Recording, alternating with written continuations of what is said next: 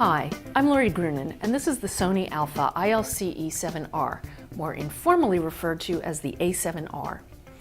There's tons to like about this camera. It's got a 36 megapixel full-frame anti-aliasing filter-free sensor, which delivers sharp images that have a nicely broad dynamic range. JPEGs are quite usable up through ISO 1600, and if you shoot RAW, you can push it as high as ISO 6400. Really some of the best image quality I've seen in this class.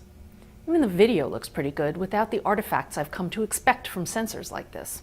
It's also very well designed, with a sturdy magnesium alloy body, a relatively large, bright, contrasty EVF, and a bright tilting LCD. The controls are reasonably customizable, with all the frequently needed settings at or near the surface.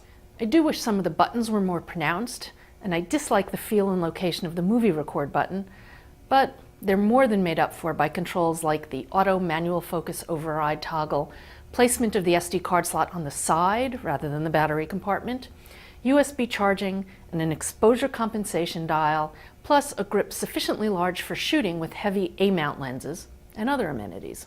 I've got few complaints about the feature set, too. While I wish it had a built-in flash, that's frequently excluded from full-frame models. In addition to the electronic viewfinder and tilting LCD, it supports Wi-Fi with NFC, along with apps from Sony's proprietary App Store. The remote shooting app is still pretty basic, though. So what's not to like? The performance. Because it uses Sony's rather sad contrast autofocus system, it's kind of sluggish and frequently has trouble obtaining a focus lock. Like most of Sony's ILCs, it takes a relatively long time to power up, and because of the high-resolution images, there's some lag before you can make changes after shooting. And the battery life is pretty poor for a camera in its price class. I really like the camera despite its poor performance, but it does make for some profanity-filled intervals.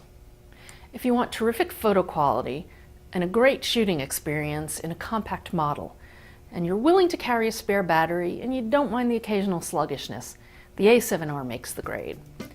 I'm Lori Grunin from CNET, and this is the Sony Alpha ILCE E7R.